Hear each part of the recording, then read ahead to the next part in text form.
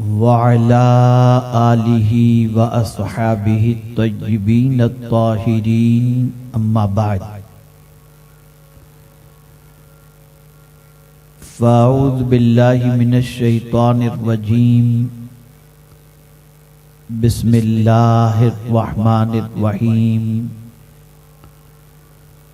فلما نسوا ما ذكروا به فتحنا عليهم أبواب كل شيء حتى إذا فرحوا بما أوتوا أخذناهم بغتة فإذا هم مبلسون صدق الله العظيم۔ قابل قدر سادات کرام، علماء ذوی الاحترام، حاضرین و ناظرین سنی اجتماع، السلام علیکم ورحمۃ اللہ وبرکاتہ۔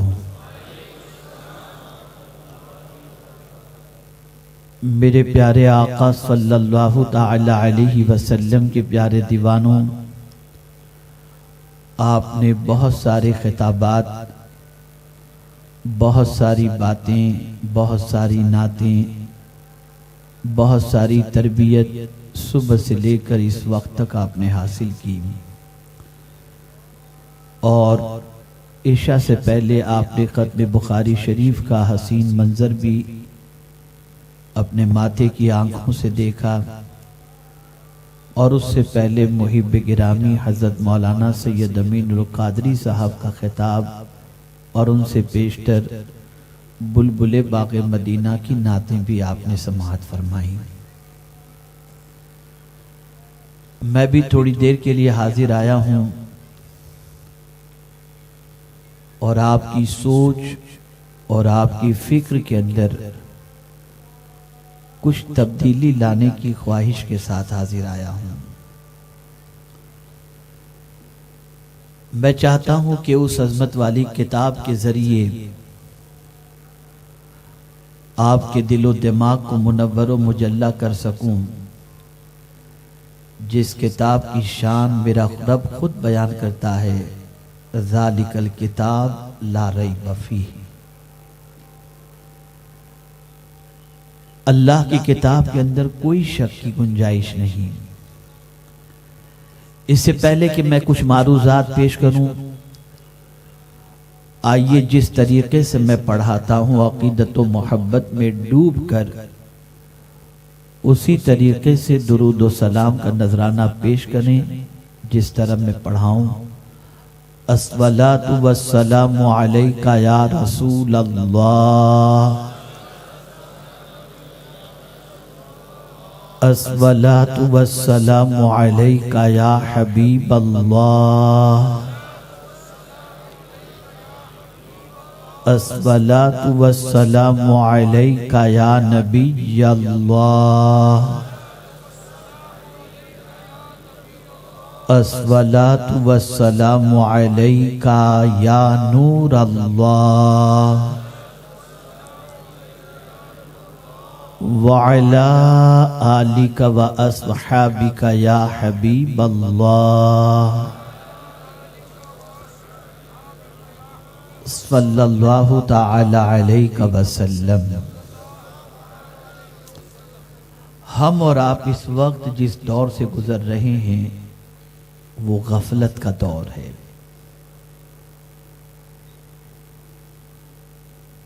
آپ سوچتے ہوں گے غفلت سے کیا مراد، تو میں آپ کو بتاؤں، ہم اس دنیا میں اتنے مگن ہو گئے کہ آخرت سے غافل ہو گئے۔ ہم یہ بالکل بھولتے جا رہے ہیں کہ ایک دن اس دنیا سے جانا ہے، اور ساتھ ہی ساتھ یہ بھی بھولتے جا رہے ہیں کہ ہمیں اللہ کی بارگاہ میں اپنے کیے کا حساب دینا ہے۔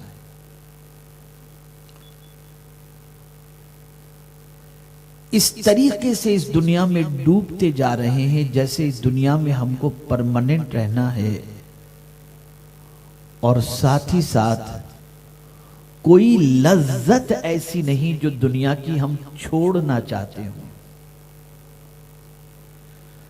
اور کوئی ارمان ایسا نہیں جو ہم نہ چاہتے ہوں کہ اس دنیا میں پورا نہ ہو۔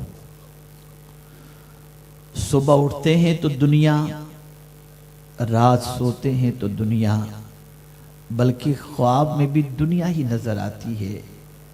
اور حد تو یہ ہے کہ کعبے کے سامنے بھی دنیا، گنبد خضرا کے سامنے بھی دنیا، سنہری جالیوں کے سامنے بھی دنیا، اور اسی کے ساتھ ساتھ غوث پاک کے روزے کے سامنے بھی دنیا۔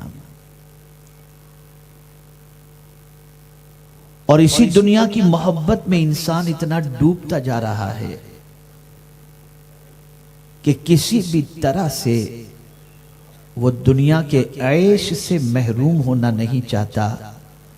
وہ چاہتا ہے کہ دنیا کا سارا سکون، سارا عیش اسے نصیب ہو جائے۔ تو پھر میرا مولا اس بندے کو خبردار کرتا ہے۔ وہ جو خود کو بہت طاقتور سمجھتا ہے، خود کو بہت اسمارٹ سمجھتا ہے، خود کو بہت ذہین سمجھتا ہے، خود کو بہت کلیور سمجھتا ہے، اور یہ تصور کرتا ہے مجھ سے بڑا عقل والا دنیا میں کوئی نہیں ہے، اور مجھ سے زیادہ طاقتور بھی کوئی نہیں ہے۔ تو پروردگار جل جلالہ پھر چند سیکنڈ کے اندر ہزاروں عمارتوں کو ملبے کے ڈھیر میں تبدیل کر کے دنیا کو یہ بتاتا ہے کہ ایک تیرے خواب ہیں، ایک میری قدرت ہے۔ تو بنا تجھے جتنے پلان بنانے ہیں، تو بنا تجھے جتنے منصوبے بنانے ہیں، تو جو کچھ کرنا چاہتا ہے تیرے حساب سے کرنے کی کوشش کر، لیکن ایک بات یاد رکھنا، ہوگا وہی جو میں چاہوں گا۔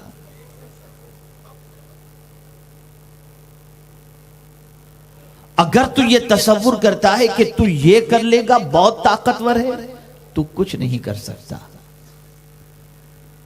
تجھے تو یہ بھی نہیں معلوم کہ تو رات کو ایئر کنڈیشن میں سو رہا ہے، اور روح قبض کرنے والا فرشتہ نیندی میں تیری روح نکال کر کے چلا جائے گا۔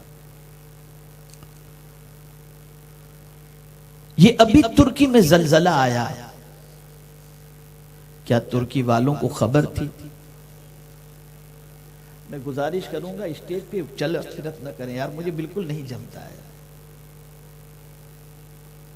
ایک مرتبہ درود شریف پڑھیں، اللہم صلی علی سیدنا محمد معدن الجود والکرم وآلہ وصحابہ وبارک وسلم صلاۃ وسلام علیک یا سیدی یا رسول اللہ صلی اللہ تعالی علیہ وسلم۔ ایک سوال میں آپ سے پوچھتا ہوں، اس لیے کہ میرا آج کا موضوع اگر سمجھ میں آ گیا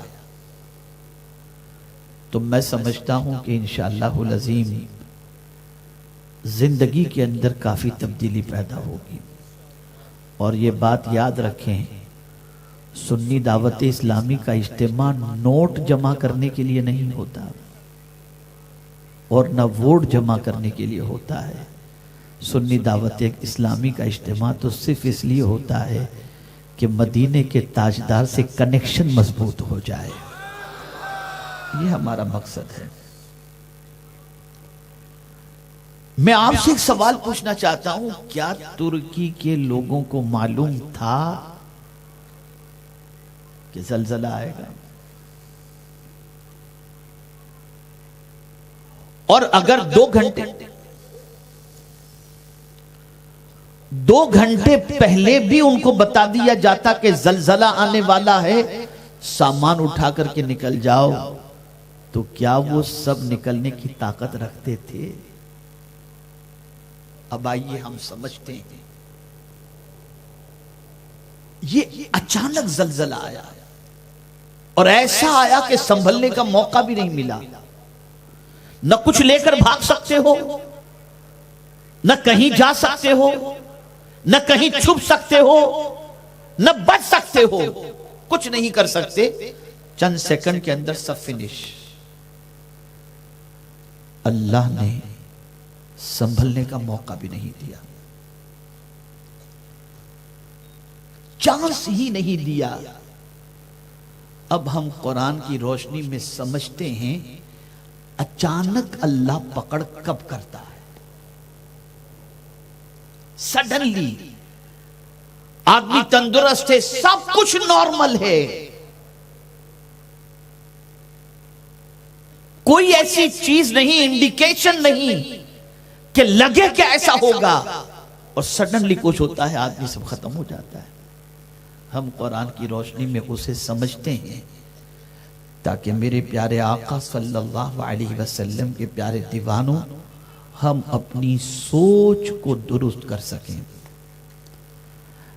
اللہ ارشاد فرماتا ہے فَلَمَّا نَسُوا،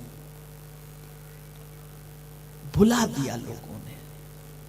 توجہ چاہوں گا جو میں عرض کر رہا ہوں، جب بھلا دیا لوگوں نے، بھول گئے۔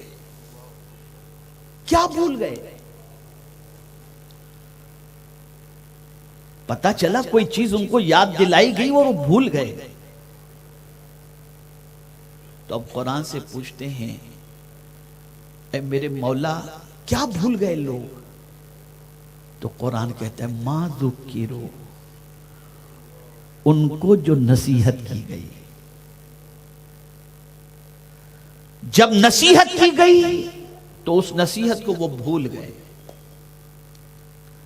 اب آپ شاید سوچتے ہوں گے کہ نصیحت سے مراد تقریر ہے، وعظ ہے، تو یہاں میں آپ کو سمجھاؤں، وعظ بھی نصیحت ہے، اور مفسرین فرماتے ہیں کہ بندے کو نصیحت کے لیے اللہ کبھی روزی میں تنگی دے کر نصیحت کرتا ہے، سنبھل جا، کبھی بیماری کے ذریعے نصیحت دیتا ہے کہ سنبھل جا۔ آدمی غور کرے نا، جیسے میں آپ کو بتاؤں، آدمی کہتا ہے یار میں ٹھنڈا بہت زیادہ پی لیا، اس کی وجہ سے مجھے سردی ہو گئی، تو ریزن کی طرف جاتا ہے نا کہ سردی اس لیے ہوئی کہ میں نے ٹھنڈا پی لیا۔ ارے نادان، تو یہ سوچ رہا ہے، ذرا یہ بھی تو سوچ کوئی گناہ تو نہیں ہو گیا جس کی وجہ سے، کوئی لغزش تو نہیں ہو گئی؟ اس لیے کہ قرآن کہتا ہے کہ تمہیں جو مصیبت پہنچتی ہے بما کسبت ایدیکم، یہ تمہارے ہاتھوں کی کمائی ہے۔ ہم ہر چیز کے بارے میں غور کرتے ہیں، ٹھنڈی کی وجہ سے، موسم کی وجہ سے، اس کی وجہ سے، اس کی وجہ سے، اگر نصیحت حاصل نہیں کرتے تو بس اتنی نہیں کہ یہ مصیبت گناہ کی وجہ سے آئی، اس طرف توجہ نہیں جاتی، اس لیے کہ ہم یہ تصور کرتے میں تو اتنا خیرات کرتا ہوں، مجھے مصیبت کہاں سے آئے گی؟ میں تو اتنی مسجد بنواتا ہوں، مجھے مصیبت کہاں سے آئے گی؟ تو میں یہاں پر آپ کو عرض کروں، سب اپنی جگہ پر ہے، سب کا ثواب اپنی جگہ، اور بالکل کرتے رہیے، ارمان رکھیے کہ زندگی کی آخری سانس تک یہ کرتے رہیں گے، لیکن یہ بات ذہن کے اندر رکھیے گا کہ کانٹا بھی پیر میں اگر چبھتا ہے تو یہ بھی کسی گناہ کی وجہ سے چبھتا ہے۔ تو قرآن کہتا ہے نصیحت بلا دی، ہمیں نصیحت یہ ہے کہ پیر میں کانٹا چبھے فوراً سوچو یار کوئی لغزش تو نہیں ہو گئی، کوئی اللہ کی ناپسند بات تو میری زبان سے نہیں نکل گئی، اچھا خاصا کاروبار خراب کیسے ہو گیا؟ کہیں نماز قضا کرنے کی وجہ سے، گندی پکچریں دیکھنے کی وجہ سے، اس وجہ سے تو نہیں، ہم تو سیدھا جاتے کسی نے ہماری روزی باندھ دی، سیدھے ادھر چلے گئے، بابا ذرا دیکھو تو صحیح کسی نے جادو تو نہیں کر دیا؟ ارے خدا کے بندے، اگر اس نے کیا بھی ہے تو اس کو اپنی جگہ پر رکھو، لیکن تم یہ بھی تو دیکھو تم سے کوئی گناہ تو نہیں ہو گیا، تم سے کوئی لغزش تو نہیں ہو گئی؟ قدرت تمہاری روزی کو تنگ کر کے، تمہیں بیمار کر کے تمہیں نصیحت دے رہا ہے، لیکن تم اس کو نصیحت سمجھتے ہی نہیں. کیوں فرمایا گیا؟ آقا کریم صلی اللہ علیہ وسلم ارشاد فرماتے بخار کو برا نہ کہو، اس لیے کہ بخار جسم کے گناہ کو مٹا دیتا ہے. پتا چلا یہ بیماری گناہ مٹانے کے لیے آتی ہے، اور تمہیں یاد دلایا جا رہا ہے کہ سن لے کوئی گناہ ہو گیا جس کی وجہ سے یہ بیماری آئی ہے. لیکن یہاں تو یہ کہتے ہیں موسم آ گیا، یہ ہو گیا، یہ ہو گیا، وہ ہو گیا. گناہ سے توجہ ہٹی تو قرآن کہتا ہے فَلَمَّا نَسُوا مَا ذُكِّرُوا. بھلا دی نصیحت. کس کو یاد ہے آج یہ نصیحت؟ یاد ہے کسی کو؟ کتنے لوگ ہیں ایسے جن کو رزق میں تنگی ہوئی، بیماری آئی، پریشانی ہوئی، اولاد سے آزمائے گئے، تو اللہ کی بارگاہ مولا ہمارے گناہوں کو معاف کر دے، بول گئے. کسی نے روزی باندھ دی ہے، کسی نے یہ کر دیا، کسی نے سب کچھ دوسرے پر، اور خود کو معصوم سمجھتے ہیں. ایسا سمجھتے جیسے اس سے کوئی گناہ ہوا ہی نہیں، روز آب زمزم سے جیسے غسل کر کے آ رہا ہو. تو قرآن نے کہا جب نصیحت بھلا دی گئی یا بھول گئے تو پہلے نصیحت کے طور پر توجہ چاہوں گا. وقت میرے پاس زیادہ نہیں کہ میں اس پر کئی اور آیتوں کو لے کر کے آپ کو سمجھا سکوں، لیکن ایک آیت کے ذریعے بھی اگر کچھ سمجھ میں آ جائے تو بہت بہتر ہے. بھلے میں آج تو کہتا ہوں کہ ذکر بھی مختصر اور دعا بھی مختصر ہو، لیکن سمجھ لو کچھ جتنا میں سمجھا سکتا ہوں، لے کر جاؤ. اللہ کی حکمت تو دیکھو، وہ تکلیف دے کر تمہیں نصیحت یاد دلاتا ہے، تمہیں نصیحت کرتا ہے کہ بندے ذرا اپنے گناہ کو یاد کر، سنبھل جا، ذرا سنبھل جا. تو ہم غذا سے سنبھل جاتے ہیں، سردی ہو گئی، شوگر ہے، اوہو بالکل نہیں، شکر بالکل مت ڈالنا، میٹھا بالکل نہیں کھائیں گے. لیکن میں آپ سے پوچھتا ہوں کبھی اتنا گناہ سے پرہیز کیا آپ نے؟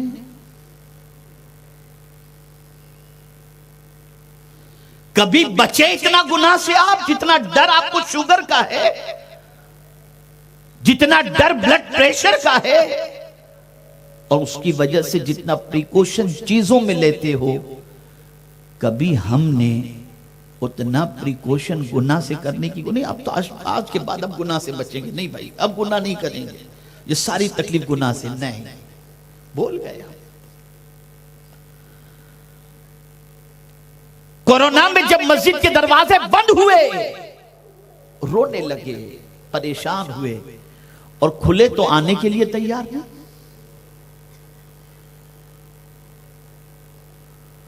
یہ ساری چیزیں قدرت کی طرف سے ایک یاد دلانا ہے. مت بھولو میرے بندو، میرے ہاتھ میں سب کچھ ہے، یاد دلا رہا ہے اللہ عز و جل. اب کچھ لوگ ایسے ہیں کہ اس کے بعد بھی نہیں سنبھلتے. ایک تو نصیحت کے ذریعے، کچھ تقاریر کے ذریعے، جیسے اجتماع میں آپ آئے کچھ نصیحتیں آپ کو کر دی گئیں، جمعہ میں آپ گئے خطابات آپ نے سنے، اس طرح سے کچھ نصیحتیں آپ تک پہنچی، اور اس طرح سے واعظ کے ذریعے بھی آپ کو جو ہے وہ نصیحت، واعظ و نصیحت آپ کو کی گئی تاکہ آپ سنبھل جائیں. لیکن نہیں، بس تو ایک طریقہ تو اللہ نے آپ کو سنبھالنے کا اور ہم کو سنبھالنے کا یہ کیا کہ واعظ و نصیحت کا مسجد کے اندر اہتمام. دوسرا طریقہ بیماری، تنگ دستی، اس کے ذریعے اللہ چاہتا ہے کہ بندہ سنبھل جائے اور نصیحت قبول کر لے. اب آپ دیکھیے اس کی حکمت، اس سے بھی بندہ نہیں سنبھل رہا تو اب کیا کرتا ہے اللہ؟ اللہ اکبر، اللہ اکبر. فتحنا علیہم ابواب کل شیء. اللہ فرماتا ہے اس پر ہر چیز کے دروازے میں کھول دیتا ہوں.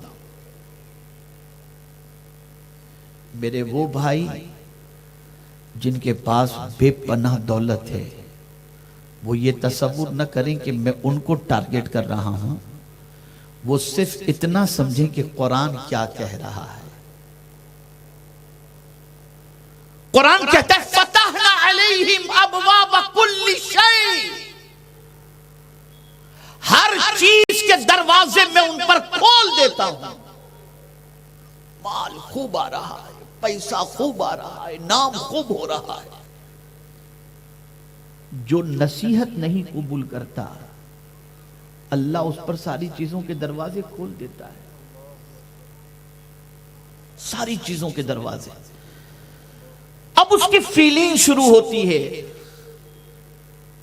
اس کی سوچ بنتی ہے کہ مجھے جو اتنا مال مل رہا ہے نا، اس کی وجہ یہ ہے کہ میرے کام بہت اچھے اچھے ہیں تو اللہ دے رہا ہے۔ یہ مائنڈ بنتا ہے اس کا۔ اے اللہ یہ تو کب تک عطا کرتا ہے؟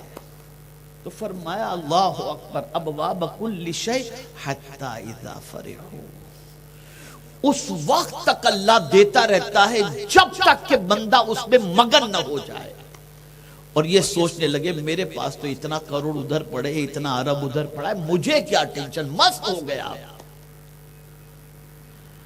اور ان مستوں کی ایک علامت بتاؤں، ان مستوں کی علامت یہ ہے کہ دعا گڑ گڑا کر نہیں مانگتے، اور ان مستوں کی آنکھوں سے آنسو بھی نہیں نکلتے۔ جو یہاں تک مال میں ڈوبے ہوتے ہیں نا، جلدی سے آنسو نہیں نکلیں گے ہوں گے، وہ تو ہنستے ہو کہہ روئے وہی جس کے پاس کچھ نہ ہو، دل سخت ہو جاتا ہے۔ قرآن کہتا ہے حتی اذا فرحوا بما اوتوا، میں جب آج اوتو کے بارے میں غور کیا تو میری عقل دنگ رہ گئی۔ اللہ نے یہ نہیں فرمایا تو نے جو محنت سے کمایا ہے، یہ فرمایا میں نے جو تجھے عطا کیا ہے۔ اس سے پتا چلا کوئی مال کے آنے پر اپنی ہوشیاری نہ سمجھے، یہ قدرت کی عطا سمجھے، وہ جسے چاہے جتنا چاہے عطا فرمائے۔ قرآن کہتا ہے اللہ یبسط الرزق لمن یشاء ویقدر، اللہ جس کو چاہتا ہے کشادہ روزی عطا کرتا ہے، جس کی چاہتا ہے روزی تنگ کر دیتا ہے۔ تو یہ اللہ نے دیا ہے۔ مولا جو نصیحت بھول گیا، فراموش کر گیا، اس پر تو عذاب آنا چاہیے، اور تو اس پر ساری چیزوں کے دروازے کھول دیا۔ یہ ایک امتحان ہے، بہت توجہ سے سنیے گا۔ جو لوگ مال کی کثرت کو اپنے لیے بہت کچھ سمجھتے ہیں، انہیں ایک فکر یہ بھی رکھنی چاہیے کہ کہیں اللہ زیادہ مال دے کر ہمارا امتحان تو نہیں لے رہا۔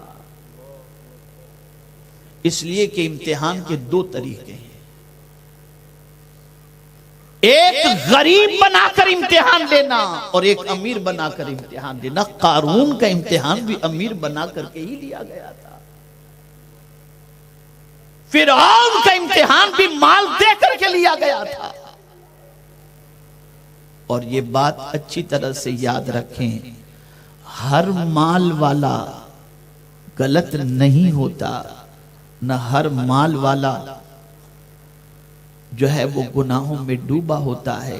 کچھ لوگوں کے پاس مال جو ہوتا ہے وہ حضرت عثمان غنی کا صدقہ ہوتا ہے، حضرت عبد الرحمن ابن عوف کا صدقہ ہوتا ہے۔ یہ میں ان لوگوں کی بات کرتا ہوں جو اپنے مال کے ذریعے کوئی بھی عیاشی نہیں چھوڑتے،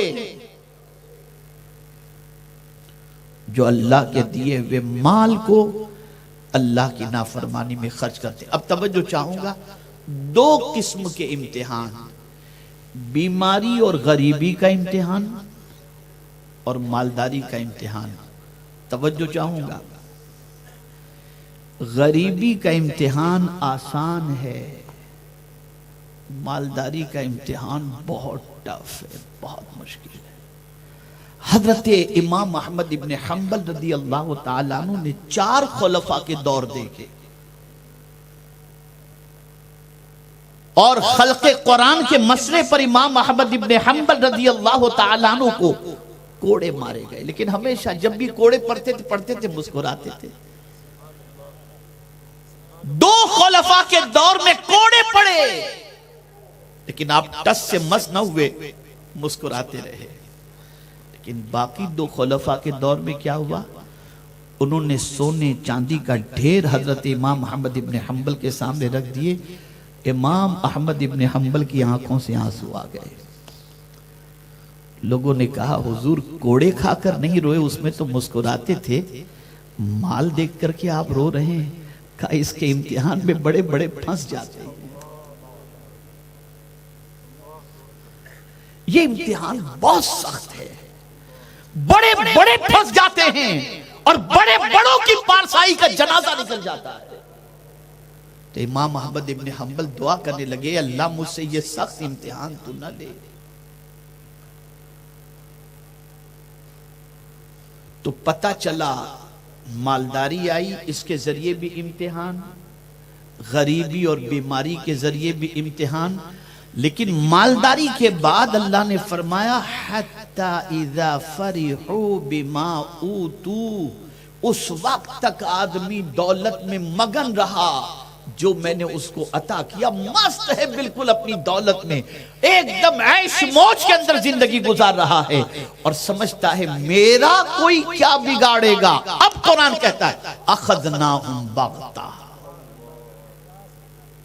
اب قرآن کہتا ہے اے بندے تو یہ سمجھتا ہے کہ تیری دولت تجھے بچا لے گی، تیرا مال تجھے بچا لے گا، تیرا سورس تجھے بچا لے گا، تیرے کانٹیکٹ تجھے بچا لیں گے، تیری طاقت تجھے بچا لے گی، تیرے آدمی تجھے بچا لیں گے، پروف جو ہے تو اپنے آپ کو بلٹ پروف جیکٹ سے چل رہا ہے، تو یہ سمجھتا ہے یہ تجھے بچا لیں گے، ارتھ کویک سے بچنے والے مکان بنا لیتا ہے، سمجھتا ہے یہ تجھے بچا لیں گے۔ سن لے اخذناہم بغتہ، میں ان کو اچانک پکڑتا ہوں۔ اللہ فرماتے اچانک فَإِذَا هُمْ مُبْلِسُونَ، پھر وہ بے بس ہو جاتا ہے، مایوس ہو جاتا ہے، پھر کوئی سورس اسے کام نہیں آتا، اور تحسر اور یاس کے عالم میں حسرت بھری نگاہوں سے سب لٹتے، سب تباہ ہوتے، سب برباد ہوتے نگاہوں کے سامنے دیکھتا ہے، اور اس اچانک پکڑ سے نہ بچ پاتا ہے اور نہ اپنی چیزوں کو بچا پاتا ہے۔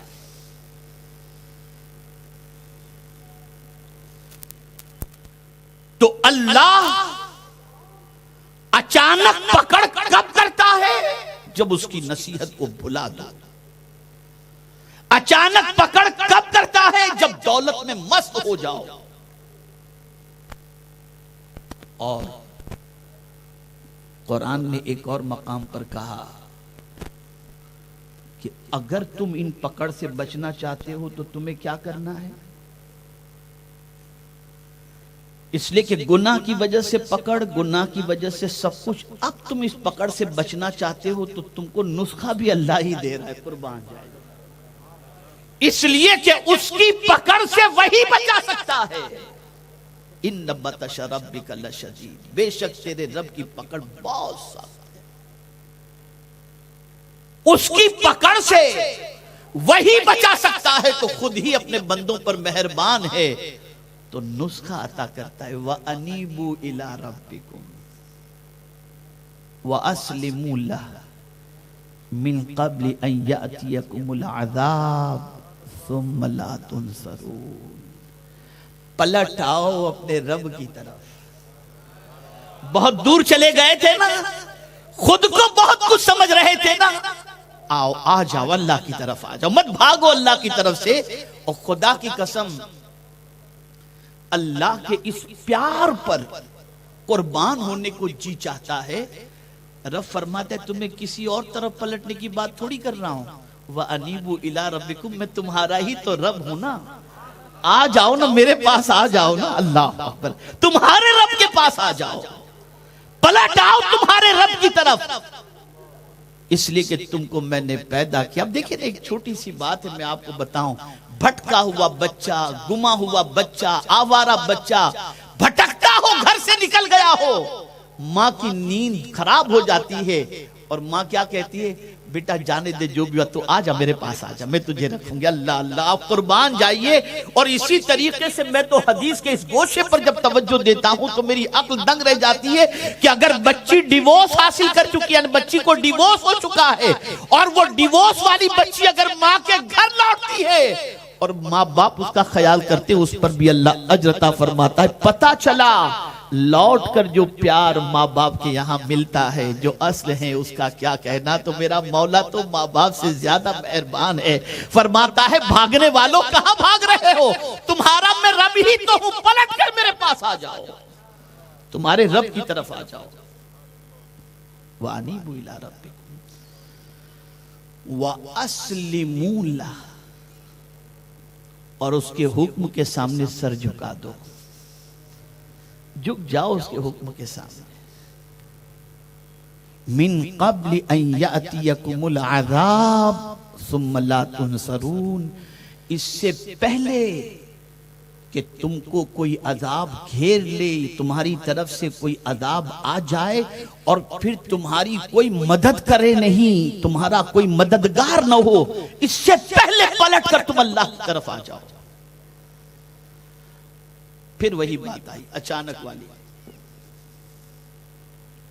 پھر اس کے بعد والی آیت میں وہی اچانک والی بات، یہ سمجھایا گیا آ جاؤ، اس کے حکم کے سامنے سر جھکا دو، اس سے پہلے کہ تم پر کوئی عذاب آئے، کوئی تمہاری مدد نہ کرے، اس لیے تم سرنڈر ہو جاؤ، اپنے رب کے سامنے جھک جاؤ، اور آگے کیا کرو؟ وَاتَّبِعُوا أَحْسَنَ مَا أُنزِلَ إِلَيْكُم مِّن رَّبِّكُمْ، اللہ نے جتنی بھی چیزیں نازل فرمائیں ان ساری چیزوں کے اندر جو سب سے اچھی چیز ہے وہ قرآن ہے۔ پانی بھی آسمان سے نازل ہوتا ہے، وَأَنزَلْنَا مِنَ السَّمَاءِ مَاءً مُبَارَكًا، اللہ فرماتے ہیں ہم نے آسمان سے برکت والا پانی نازل فرمایا۔ تو پانی بھی آسمان سے، اور ایک بزرگوں کی بڑی عجیب حالت ہوتی ہے، کیا بتاؤں آپ لوگ، ایسا کرنے سے پہلے بزرگ بننے کی کوشش کرنا، بہت ٹائم ہے۔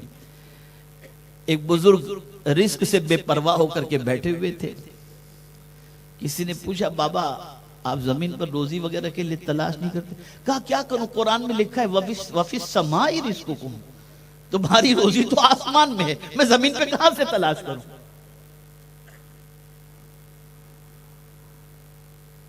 تو یہ سوچ کی بات ہے۔ ایک بات ذہن کے اندر رکھیے گا، ہم بات تو کرتے ہیں نظام الدین اولیاء جیسے پیر کی، لیکن آج کے دور میں نہ محبوب الہی جیسے پیر ہیں، نہ امیر خسرو جیسے مرید ہیں، دونوں معاملہ ایسا ہے۔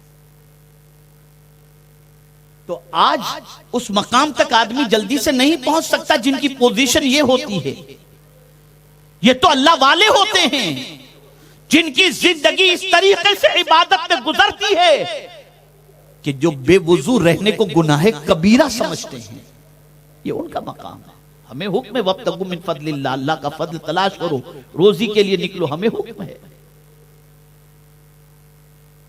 تو عرض یہ کر رہا تھا، قرآن کہتا ہے جو کچھ بھی اللہ کی طرف سے نازل ہوا نا، اس میں سب سے اچھی جو چیز ہے اس کی پیروی کرو،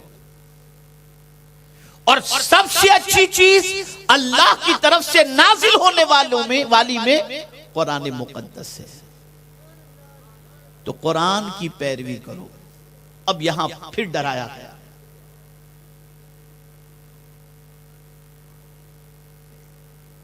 اگر تم پیروی نہیں کرتے، اگر تم قرآن کو پیروی کی کتاب نہیں سمجھتے اور قرآن کی پیروی سے تم منہ موڑتے ہو اور یہ تصور کرتے ہو کہ یار اب ٹھیک ہے چلتا ہے یہ وہ سب، یہ کہاں یہ سب صلی علی سیدنا و مولانا محمد معدن الجود والکرم و آلہ الکرام و ابنہ الکریم و بارک وسلم صلاة و سلاما علیکہ یا سیدی یا رسول اللہ صلی اللہ تعالی علیہ وسلم.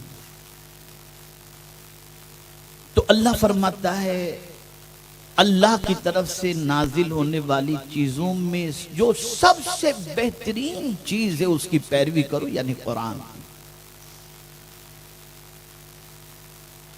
تو کیا قرآن کی پیروی کرنے سے کچھ فائدہ ہوگا؟ جی صاحب،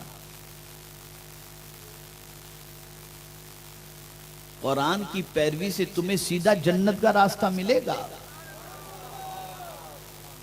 اور جہاں تم نے قرآن کی پیروی کی عذاب ٹلا. ارے جب مرنے والے کو تم یہاں سے ایصال ثواب قرآن کا کرتے ہو تو قبر کا عذاب ٹل جاتا ہے. تو تم اگر اپنے وجود پر قرآن کے احکام کو نافذ کر لو گے تو تم جہاں سے گزرو گے وہاں سے اللہ عذاب کو اٹھا لے گا.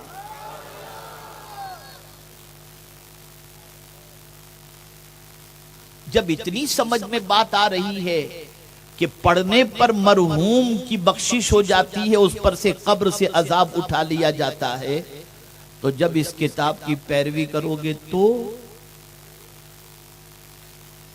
اسی لیے امام بخاری علیہ الرحمت والرضوان نے صحابہ کے حوالے سے فرمایا کہ وہ لوگ قرآن پر ڈٹ کر عمل کرنے والے تھے.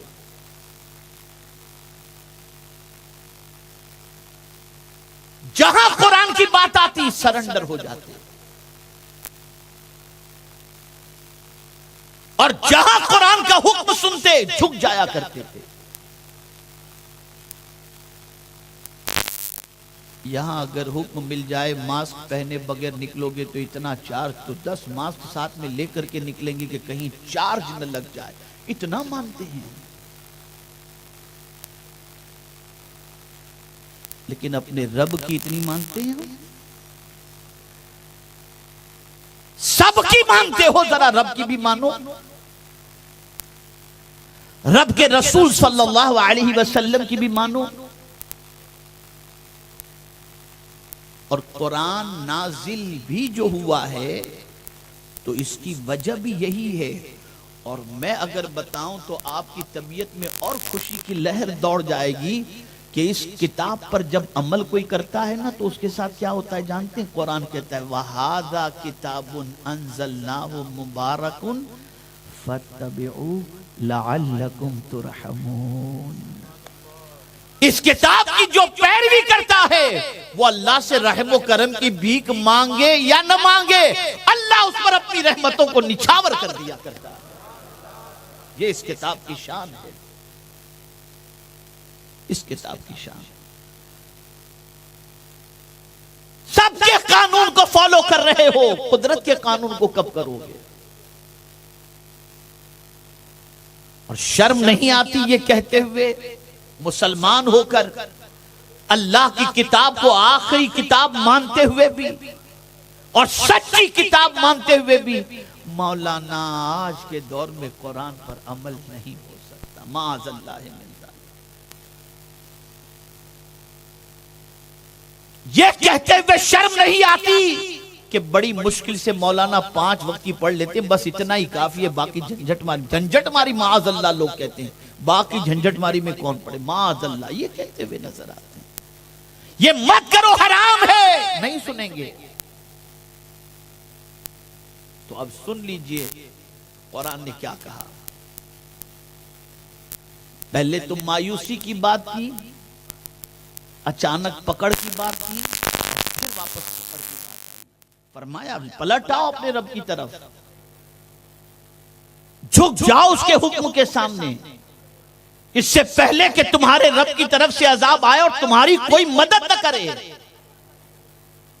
اور پھر فرمایا اللہ کی طرف سے نازل ہونے والی چیزوں میں جو سب سے بہتر چیز ہے اس کی پیروی کرو، اور نہیں کرو گے تو من قبل ان یأتیکم العذاب بغتۃ وانتم لا تشعرون، اس سے پہلے کہ تم پر اچانک اللہ کا عذاب آئے اور تمہیں خبر بھی نہ ہو، اس سے پہلے اللہ کی کتاب کی پیروی شروع کر. پتہ چلا کہ جب اللہ کی کتاب کی پیروی اس کتاب کے ماننے والے نہیں کرتے، تب اللہ کا عذاب اچانک آتا ہے۔ اسی طریقے سے میرے پیارے آقا صلی اللہ تعالی علیہ وسلم کے پیارے دیوانوں، جب نصیحت کو آدمی بھلا دے اور کوئی توجہ نصیحت پر نہ دے، تب جا کر اچانک اللہ کا عذاب آتا ہے۔ اور جب اللہ کا اچانک عذاب آئے تو دنیا کی کوئی طاقت تمہیں بچا نہیں سکتی، اور تمہاری سوچ بھی وہاں تک نہیں پہنچ سکتی۔ تمہیں تو سب نارمل نظر آ رہا ہے، بھئی کوئی بیٹھا ہو، آرام سے بیٹھا ہو، اسے کیا معلوم کہ زمین کے اندر کون سی پلیٹ ادھر سے ادھر ہوگی اور کب ارتھ کویک آئے گا، کچھ بھی نہیں، کوئی ادراک نہیں، کوئی سمجھ نہیں، کوئی خیال نہیں، کوئی خواب نہیں، مست ہے اپنی زندگی کے اندر، اور چند سیکنڈ کے اندر سب ختم۔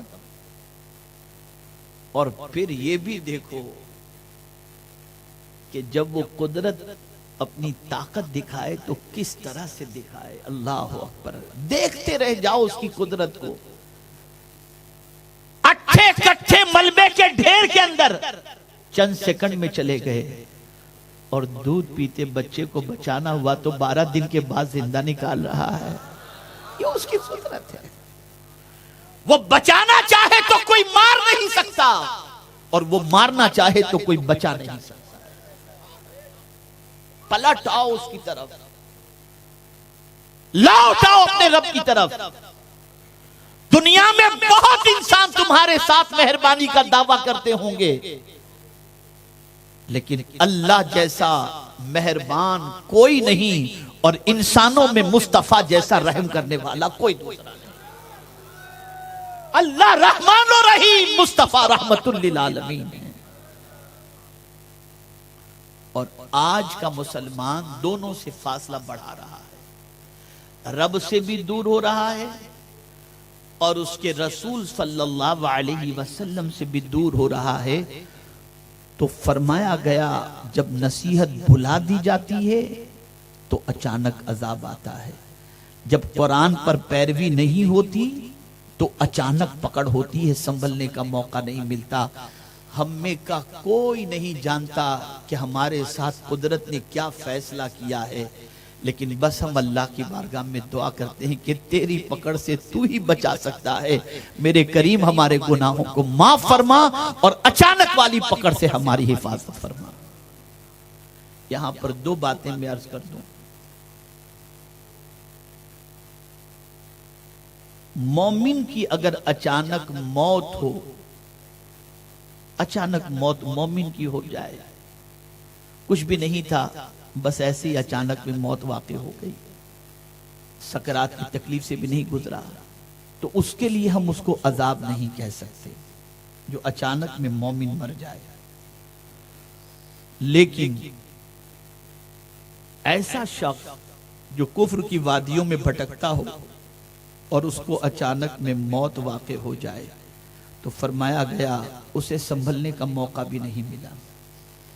لیکن یہاں یہ بات میں ضرور عرض کروں گا کہ میرے پیارے آقا صلی اللہ تعالی علیہ وسلم کے پیارے دیوانوں، اللہ کی طرف پلٹو، توبہ و استغفار کرو، گناہوں سے معافی مانگو، اس سے پہلے کہ گناہ کا توبہ کا دروازہ بند ہو جائے اپنے رب کو منانے کی کوشش کرو۔ اس لیے کہ آج جس دور سے ہم گزر رہے ہیں وہ دور اتنا سخت امتحان کا دور ہے کہ پہلے تو عمل کا معاملہ تھا، اب آج کے دور میں ایمان پر قائم رہنا بھی مسلمان کے لیے مشکل ہو گیا۔ اس لیے رجوع اللہ کرو، اللہ کی بارگاہ میں توبہ استغفار کرو، اللہ کی بارگاہ میں معافی مانگو، اللہ کو راضی کرنے کی کوشش کرو۔ اور میرے رب کی ذات اتنی عظمت والی ذات ہے کہ اس کو منانا سب سے آسان ہے، اس کو منانا بہت آسان ہے، بہت آسان ہے۔ میں ایک حدیث شریف پڑھ رہا تھا تو ایک عجیب کیفیت بنی، گنہگار بندہ، سیاہکار بندہ، دنیا میں اللہ اس کے عیب پر پردہ ڈالے رکھا، سب سمجھتے تھے تو نیک ہے، لیکن اندر کھانے میں گڑبڑ تھی، لیکن مولا نے پردہ ڈالے رکھا۔ اب جب قیامت کا وقت آئے گا تو وہ گھبرائے گا، یا اللہ میرا کیا ہوگا، میرا کیا ہوگا؟ تو فرمایا گیا اللہ اپنی چادر رحمت میں اس بندے کو اکیلے میں بلائے گا اور اس سے فرمائے گا بندے تیرے گناہ ہیں نا، ہاں، گھبرا مت، دنیا میں بھی پردہ ڈال دیا تھا، یہاں بھی پردہ، جا سیدھا جنت میں چلا جا۔ یہ اس کی رحمت، یہ اس کی رحمت۔ اور اس سے کوئی یہ نہ سمجھے کہ ہمارے لیے اتنی آسانی ہے، چلو قیامت میں اللہ یہ فرمائے گا، یہ سوچ کر کے گناہ کرنا، یہ تو اللہ کی رحمت کا مذاق اڑانا ہوا، یہ تو مذاق اڑانا ہوا۔ ڈرتے رہو اللہ سے، بخشش کی بھیک مانگتے رہو اللہ سے، مت بھولو کہ ایک دن جانا ہے۔ میرا بڑا مقبول جملہ ہوا ہے، قاری رضوان صاحب کے یہاں میرا پروگرام تھا اجتماع سے پہلے ممبئی کے، اللہ نے ایک جملہ مجھ سے کہلوایا، بس وہ جملہ آپ زندگی بھر یاد رکھیے، ہمیں آنا تو یاد ہے، جانا یاد نہیں۔ آنا یاد ہے، جانا یاد نہیں ہے، اور جانا ضرور ہے۔ ہم ہر برتھ ڈے مناتے، 80 سال کے ہو گئے تب بھی برتھ ڈے مناتے کہ یہ آنے کا دن ہے، تو ہمیں آنا یاد ہے، لیکن ذہن میں ہمیشہ یہ خیال رہے کہ جانا بھی ہے۔ اور کیا لے کر جاؤ گے؟ کچھ بھی نہیں۔ کیا لے کر جاؤ گے؟ جو لے کر جانا ہے اس کی کوئی تیاری نہیں۔ میرا بڑا ایک مقبول جملہ یہ بھی ہوا کہ آدمی بنگلہ بناتا ہے، بڑی محنت کے ساتھ بنگلے کے دروازے پر اپنا نام لکھ دیتا ہے، انتقال ہوا، تیسرے دن بچہ کہتا ہے ابا کی نیم پلیٹ ہٹا دو، اس لیے کہ اب ابا تو رہ نہیں گئے، ان کا نام کیا کریں گے؟ یہ حال ہے دنیا کا۔ اور میرے ناقص مطالعے کے اعتبار سے میں نے سب سے زیادہ اگر بے وفا کسی کو دیکھا ہے تو وہ دنیا ہے۔ اس سے بڑی بے وفا کوئی دوسرے، سب سے بڑی بے وفا یہ ہے، یہ کسی کی نہیں ہوتی، دنیا کسی کی نہیں۔ آدمی دنیا سے جی لگا کر بیٹھتا ہے، کس کی ہوئی؟ کچھ بھی نہیں۔ اب دنیا کے اندر یہ کیے وہ کہ کچھ بھی نہیں، نام بدل دیا، ادھر روح نکلی فوراً مردہ، لے جاؤ اس کو، ہٹاؤ بھگاؤ۔ اب کوئی یہ نہ سمجھے کہ کیا کاروبار نہ کریں، دھندا پانی نہ کریں، پیسہ نہ کمائیں، میرے بھائی یہ کہنے کا مقصد نہیں ہے، کرو، سب شریعت کے دائرے میں رہ کر حلال طریقے سے کرو، ناجائز کاموں میں خرچ مت کرو، اور یہ بات یاد رکھیں کہ جتنی کثرت کے ساتھ اللہ دولت عطا فرمائے، اللہ عز و جل کی رضا کی خاطر جائز کاموں میں اس پر خرچ کرو، تو اس کا اجر کیا ہوگا؟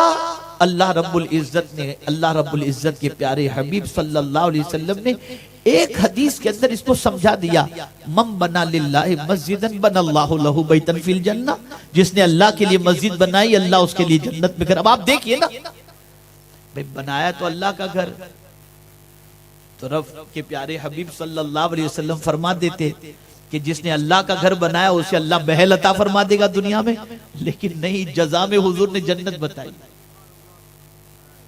کہ تو دنیا میں اللہ کا گھر بنا رہا ہے، اللہ تجھے جنت میں گھر عطا فرمائے گا۔ میرے آقا جنت والا گھر؟ تو جواب ملے گا ہاں، روئے زمین کی جنت تو مسجد ہے، تو نے اپنی بساط کے مطابق انسانوں کے لیے جنت بنائی، اللہ اپنی شان کے مطابق تجھے وہاں جنت عطا فرمائے۔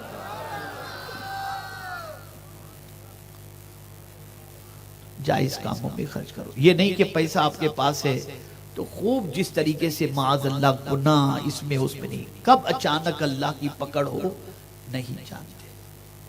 اچھا پہنو، اچھا کھاؤ، اچھی طریقے سے رہو، کوئی مذائقہ نہیں، حرام کاموں میں اپنا پیسہ خرچ مت کرو، اس کی پکڑ سے کوئی بچا نہیں سکتا۔ آج آپ نے یہ سمجھ لیا ہوگا کہ اللہ کی طرف سے اچانک جب پکڑ ہوتی ہے تو وہ ایسی ہوتی ہے کہ کوئی بچا نہیں سکتا، شعور بھی نہیں ہوتا، ماحول بھی ایسا نہیں ہوتا، موسم بھی ایسا نہیں ہوتا۔ کبھی آدمی جا رہا ہوتا ہے، پہاڑ گرا، کبھی کیا، کبھی بادل پھٹا، پتہ نہیں کیا کیا ہوتا ہے، کچھ سمجھ میں نہیں آتا۔ تو اے رسول اعظم صلی اللہ علیہ وسلم کے دیوانوں، اللہ کی اچانک پکڑ سے بچنے کے لیے اللہ کی کتاب کی پیروی کرو اور اللہ کی طرف پلٹ آؤ۔ اور میرے پیارے آقا صلی اللہ علیہ وسلم کے پیارے دیوانوں، نصیحت کو مت بھلاؤ، نصیحت کو یاد رکھو، اور جب نصیحت سنو اس پر عمل کرنے کی کوشش کرو۔ میرے پیارے آقا صلی اللہ علیہ وسلم کے پیارے دیوانوں، میں تہدی سے نعمت کی خاطر کہہ رہا ہوں، کوئی بڑائی کے لیے نہیں، کیا دنیا میں نام و نمود کس کا رہا ہے کہ اپنا رہے گا، لیکن تہدی سے نعمت کی خاطر میں کہتا ہوں الحمدللہ الحمدللہ الحمدللہ۔ مجھے 25-30 سال پہلے کا واقعہ بھی یہاں کا یاد ہے اور آج بھی میں دیکھ رہا ہوں۔ کل الحمدللہ ہماری کچھ بچیاں یہاں سے ماشاءاللہ ان کی رضا پوشی ہوئی۔ یہاں بچیوں کا قرآن سیکھنا بہت بڑا ٹف معاملہ تھا، لیکن آج الحمدللہ سینکڑوں بچیاں یہاں قرآن سیکھ چکی ہیں۔ الحمدللہ آج بچیاں سکھانے والی بن چکی ہیں۔ ٹھیک ہے کچھ لوگ ہیں جو پیسے کی لالچ دے کر کھینچنے کی کوشش کرتے ہیں، اللہ رحم و کرم فرمائے، پتہ نہیں پیسے سے کیا کیا خریدیں گے، اللہ بہتر فرمائے، نہیں سمجھ میں آتا ہم کو۔ ڈرتے نہیں اللہ سے، کچھ بھی نہیں ڈرتے، خوف بالکل دل سے نکل چکا، اللہ رحم و کرم فرمائے۔ عرض کرنے کا منشا یہ ہے کہ سنی دعوت اسلامی نے بچیاں تعلیم یافتہ دی، بچے الحمدللہ اب اسکول بھی آپ کا تیار ہے اور اسکول میں بھی بچے پڑھ رہے ہیں الحمدللہ رب العالمین۔ 11 کے قریب مسجدیں یہاں پر سنی دعوت اسلامی کی اپنی جو چل رہی ہیں وہ یہاں پر ہیں، اور آپ میں سے میں سینکڑوں نوجوانوں کے بارے میں کہہ سکتا ہوں جو کل بچے کی حیثیت سے یہاں پر آئے تھے، آج ان کے چہرے پہ داڑھی بھی ہے، نماز کے پابند بھی ہیں، اور میں اپنے رفقائے دعوت جو سنی دعوت اسلامی کے یہاں کے ہیں، میں ان کو بہت چاہتا بھی ہوں اور ان کے لیے کبھی کبھی رات میں دعائیں بھی کرتا ہوں، اس لیے کہ باعمل میرے ساتھیوں میں جو تحریک کے ہیں ان میں بھاؤ نگر کے ساتھیوں کا مقام تھوڑا سا اچھا ہے ماشاءاللہ۔ ٹھیک ہے رویہ کبھی ہوتا ہے، کسی کا دماغ تیز ہوتا ہے، کسی کا نرم ہوتا ہے، لیکن جماعت چھوٹتی ہوئی آپ نہیں دیکھیں گے، جماعت چھوٹتی ہوئی نہیں دیکھیں گے آپ۔ ہمارے علماء جو کام کر رہے ہیں الحمدللہ، آپ کو حافظ دیے، آپ کو عالم دیے، آپ کو قاری دیے، یہ سب کچھ آپ کے بچوں کو بنایا جا رہا ہے۔ اس تحریک سے جڑو، تحریک کے ہفتہ واری اجتماع میں شریک ہوا کرو، تحریک کے ماحول سے وابستہ رہو۔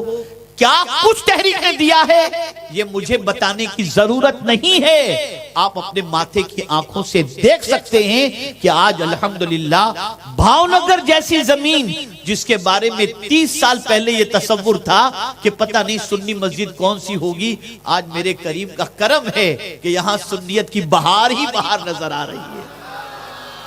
یہ ہمارے یہاں کے علماء، سادات، مومن باپو اور جتنے بھی علماء ہیں، ائمہ مساجد ہیں، یہ سب کی کاوشوں کا یہ بہت بڑا نتیجہ ہے۔ سنیت پر قائم رہیے اور آخرت کو مت بھولیے۔ آنا جیسا یاد رکھا ہے نا آپ نے، ایسے جانا بھی یاد رکھیے، بھولیے نہیں، اور کب جانا ہے یہ بھی نہیں معلوم، جیسے آنے کا بھی نہیں معلوم۔ آج تک کوئی ڈاکٹر یہ نہیں کہہ سکتا اتنے بج کر اتنے منٹ پر ڈیلیوری ہوگی، آنے کا ٹائم بھی کوئی نہیں بتا سکتا۔ تو نہ آنے کا پتا ہے نہ جانے کا پتا ہے، لیکن جب آ جاتے ہیں تو یہ آنا اتنا یاد رہتا ہے کہ چاکلیٹ بڑھتی ہے اور پتا نہیں کیا، بس یہ آنا 80 سال کے ہو گئے برتھ ڈے بنا رہے، آنا یاد ہے بھیا، ذرا جانا بھی یاد رکھو،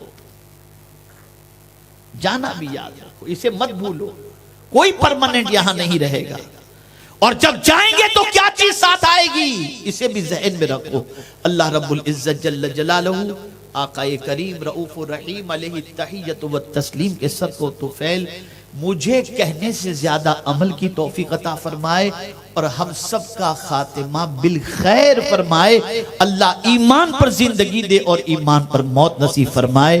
وما علینا الا البلاغ المبین. السلام علیکم ورحمۃ اللہ وبرکاتہ.